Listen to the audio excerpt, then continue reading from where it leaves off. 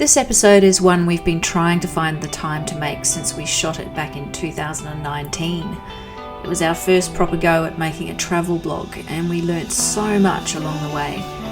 During this epic week in New Zealand, we travelled south from Christchurch, down through the Catlins, around the bottom of the South Island, and back up through Southland, Fiordland and Otago to Aoraki, Mount Cook, the highest mountain in New Zealand.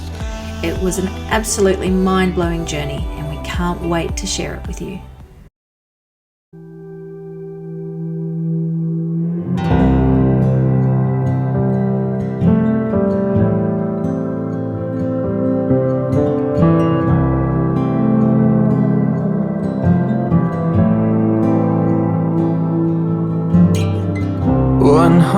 Miles from the surface, I take the back streets on purpose, and to get lost.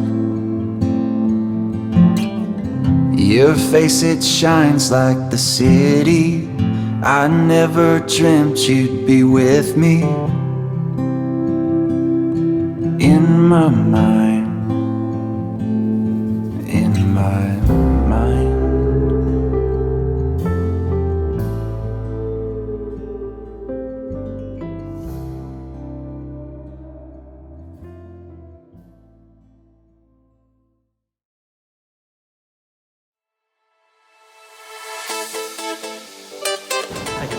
Do we go this way?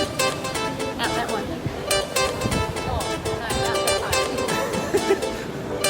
Which way? Oh no, it's over that way. I can see my breath. Hopefully that's not bad breath, sorry. Christchurch. Should we go on this way? Very far.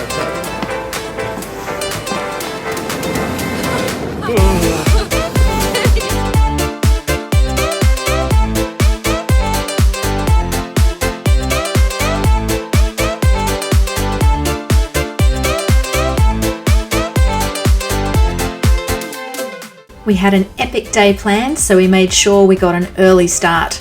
Our first stop, Peel Forest Scenic Reserve, where we're told we can find one of New Zealand's oldest trees.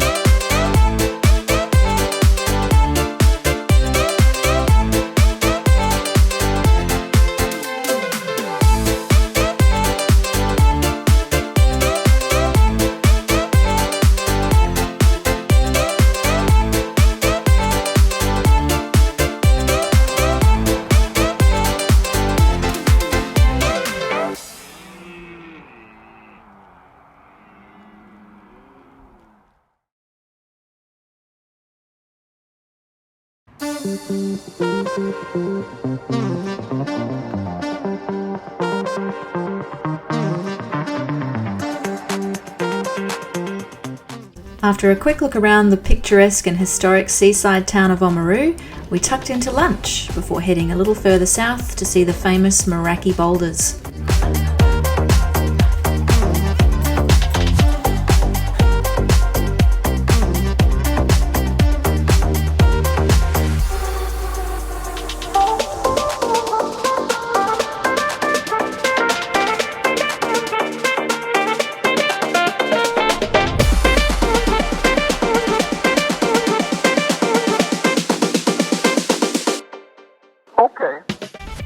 These perfectly spherical boulders look like a giant's marble collection, but in reality, they're the result of 60 million years of calcite buildup that's mysteriously formed into perfectly round balls.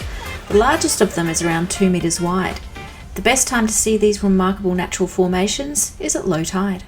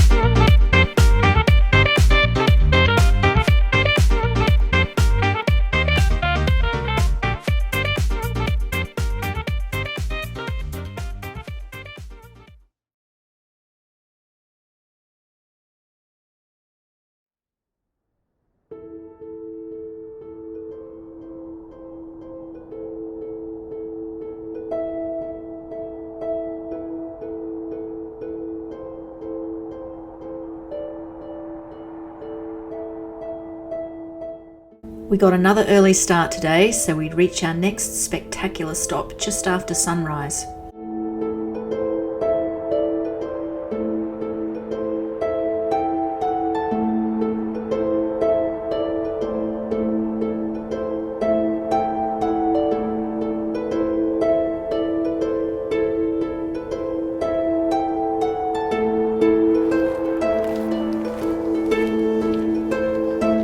The Nugget Point Lighthouse is one of the most gorgeous spots on New Zealand's east coast, and it was well worth the early start to watch the sun coming up over the vast Southern and Pacific Oceans.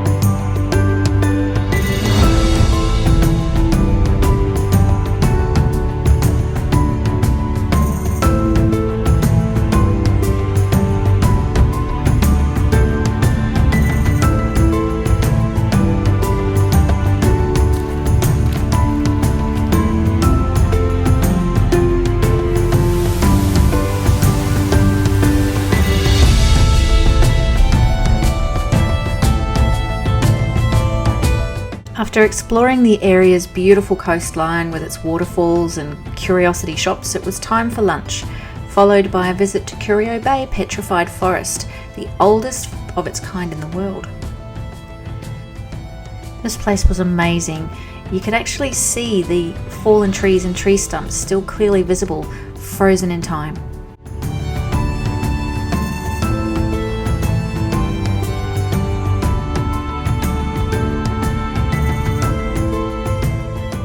Our next stop, New Zealand's southernmost point, where we'd hoped to see some seals or penguins. Unfortunately, we had no such luck, but we did get to see some of the most dramatic and beautiful scenery ever.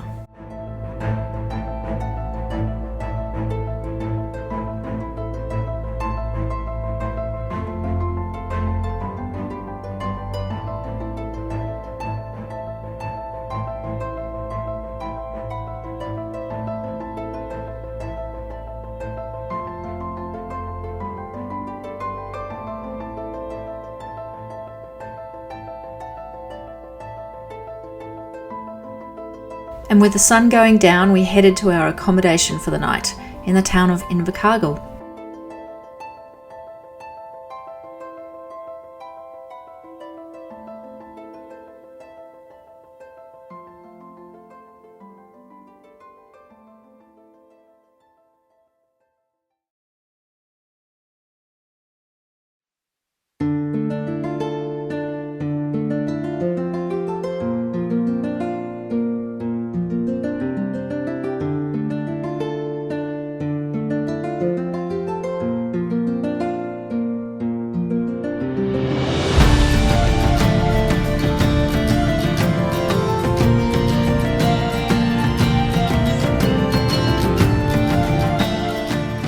After a quick stop at Lake Manapouri, we headed to the Kepler track. The Kepler is a 60-kilometre loop trail within the Fiordland National Park, traversing gorges, wetlands, lowland beech forest, and along the shores of Lake Manapouri and Lake Tianau. Today we walked one small section of the Kepler, making it to the wetlands before it was time to turn around and head to our accommodation at Tianau.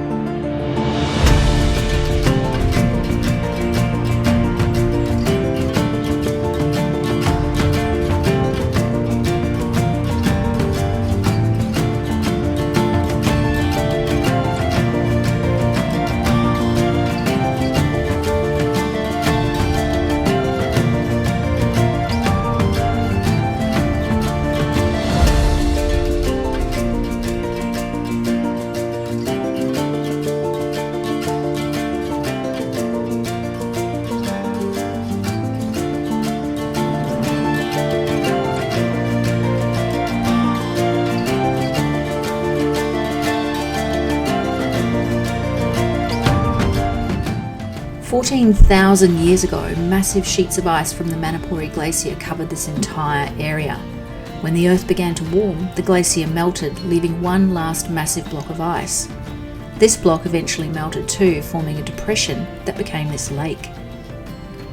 Today, the lake is surrounded by a unique wetland ecosystem known as the amoeboid mire.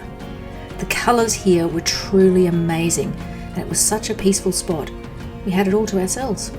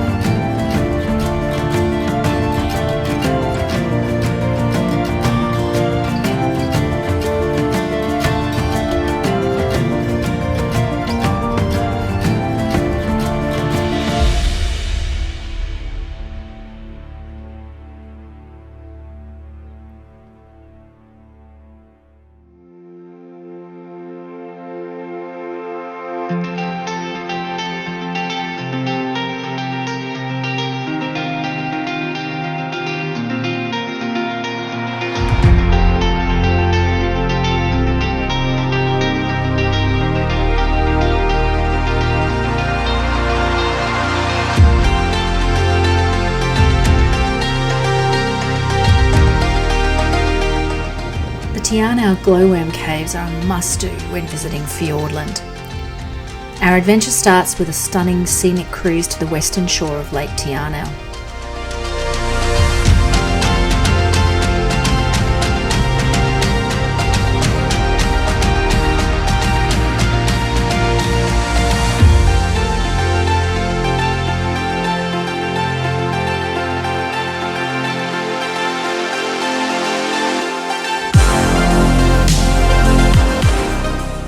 A short boardwalk winds through the forest to the visitor centre, where our tour guide gives us a short talk about the glowworm caves. Then it's off into the labyrinth of ancient limestone.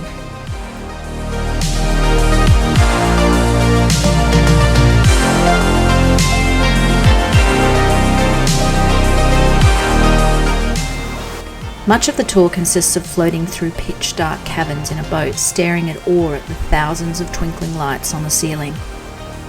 We weren't allowed to film the glowworms, so here's a picture, courtesy of Tourism New Zealand.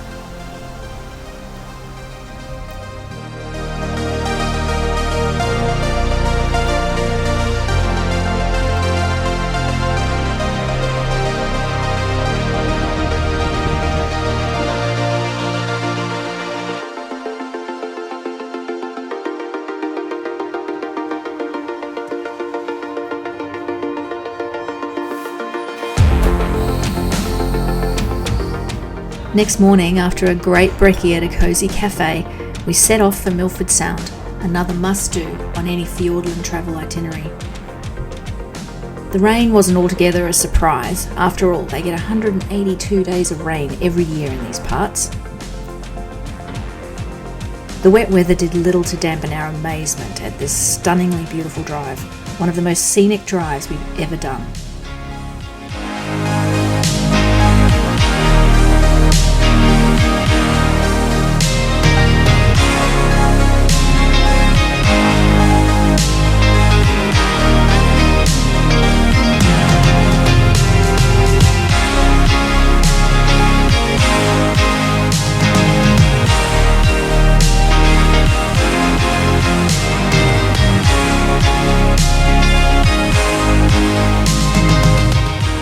As we wound our way up the range, the heavy rain had transformed the sheer granite cliffs into hundreds of giant waterfalls. The camera really doesn't do justice to the sheer size and scale of it.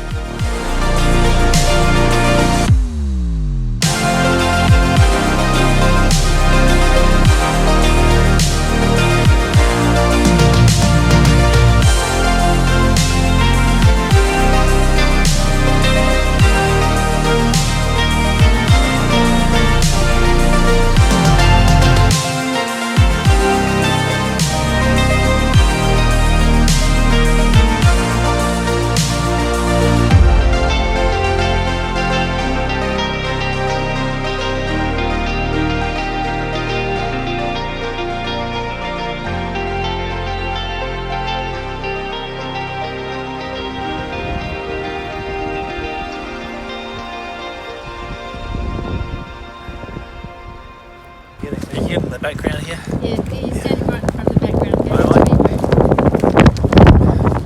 That's it. So it's just a beautiful sunshine day, beautiful views out into the, where are we? Milford Sound. The Milford Sound. We'll just cut that bit and we'll just keep count. The Milford Sound.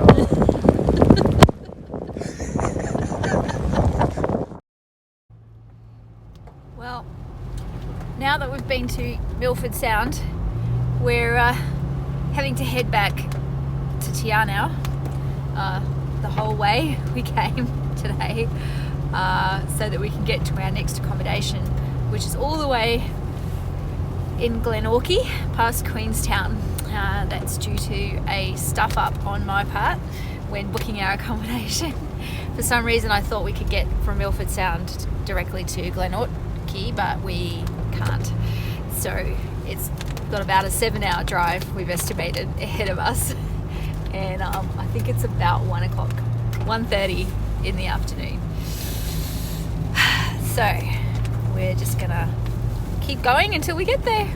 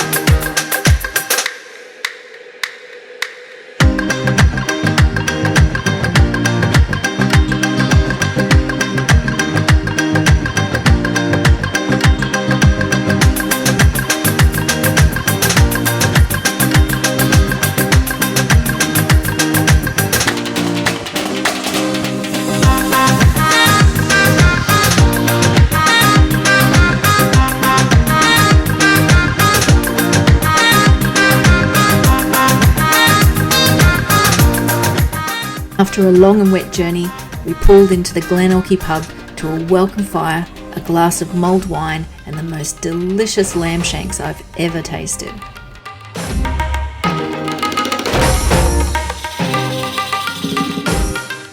Nice and warm again and our tummies full, we made our way to our accommodation for the night. Our room at the Headwaters Eco Lodge at Camp Glenorchy was a fascinating surprise. This 1-bedroom, 1-bathroom eco cabin is made entirely from recycled, repurposed materials and is cleverly designed to maintain a consistent ambient temperature without the need for heating or cooling. The water-wise shower system is set to a timer, ensuring no long showers for us that night, but the water was warm and we were happy to be doing our bit for the planet.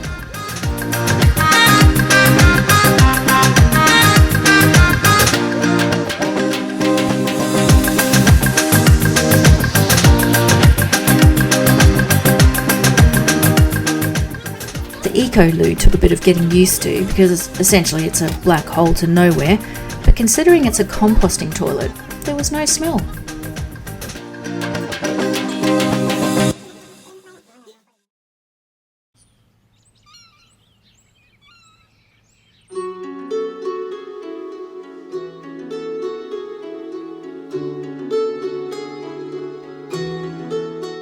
The resort is built on the site of the historic Glenorchy campground.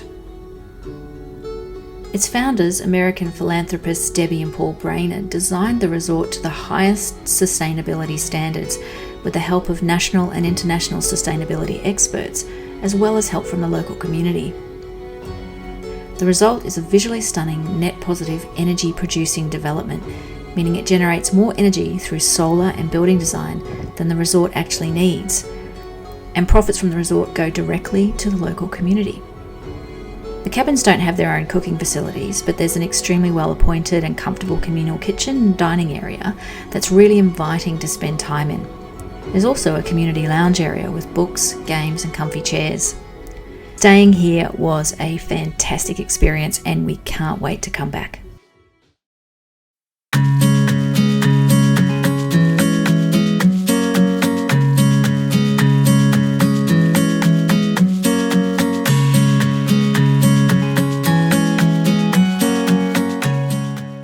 We got off the beaten track today and headed to Paradise. Yes, that's right, the place we're going is called Paradise and you'll see why. It's also where Peter Jackson chose to shoot quite a bit of his blockbuster Lord of the Rings series. And if you're a fan, you can download maps showing you the different locations appearing in the movies. We can certainly see why Peter Jackson chose this location. Its dramatic beauty lends itself perfectly to an epic adventure, and we're about to have an adventure of our own.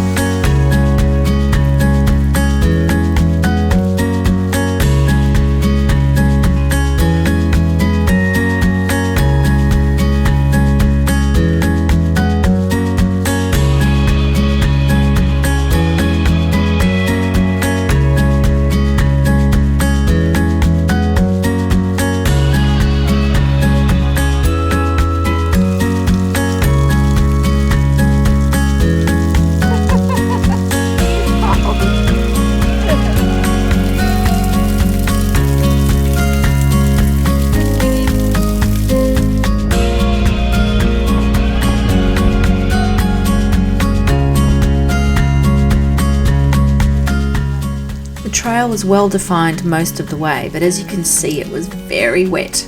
We were glad we had our waterproof hiking boots on.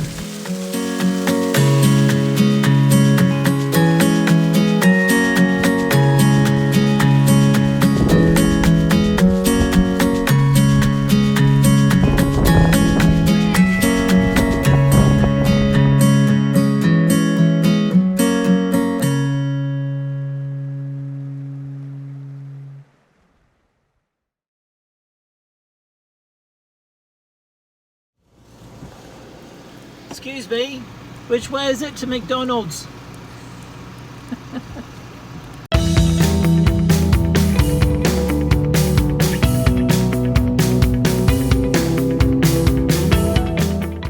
sunset, we were back on the road, this time along the magnificent Lake Wakatipu to one of our favourite places in the world, Queenstown.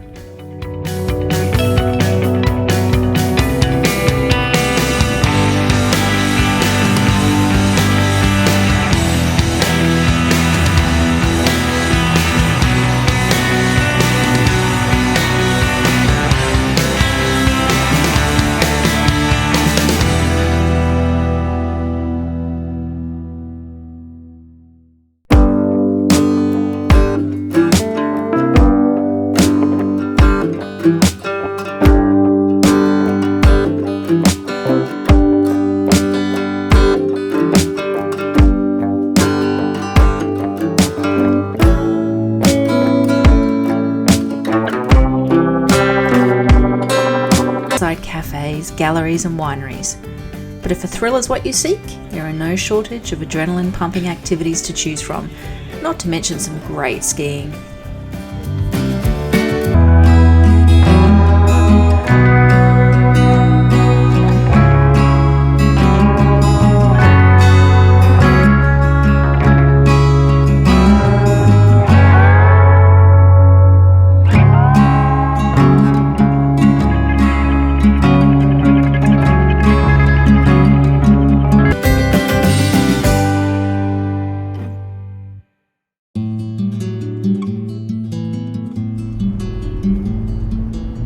No trip to Queenstown is complete without a trip to Arrowtown. This charming historic village about 20 minutes outside Queenstown sprung up in 1862 when gold was discovered there, attracting miners from as far afield as China.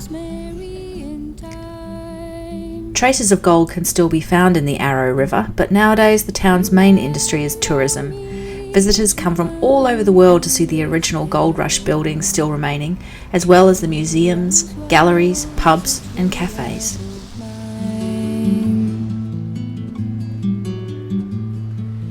Shadow to make me a Cambridge parsley, sage, rosemary and thyme.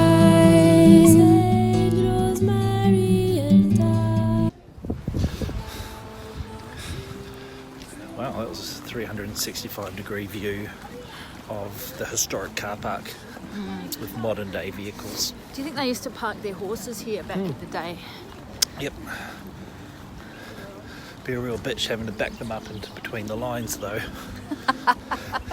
How would they keep them there? How would they keep them there? Yeah. Carrots. Carrots.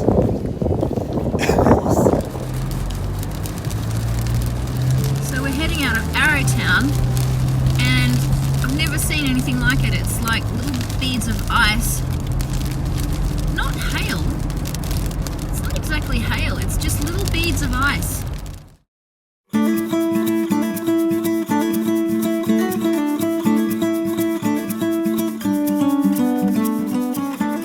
Today we travel onward through this land of mist, mountain and water to our final destination, Aoraki, Mount Cook.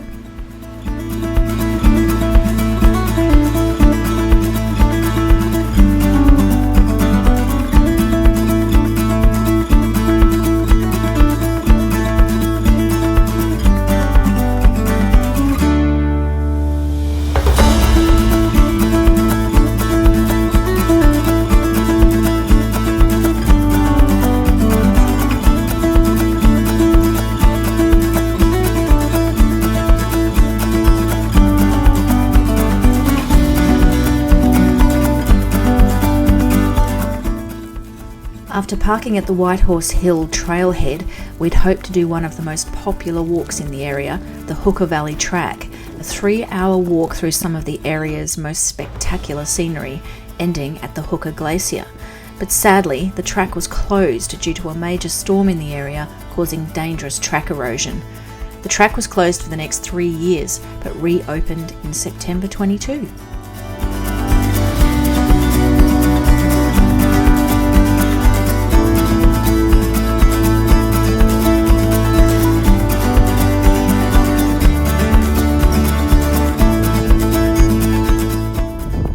Despite this disappointment, there was still plenty to keep us amused, including posing for photos.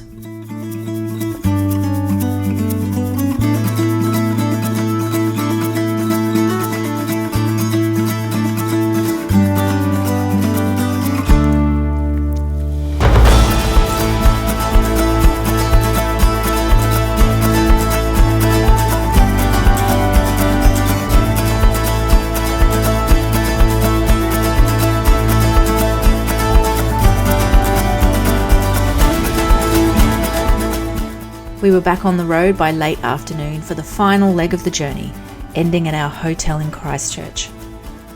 What an amazing week. We can't wait to come back.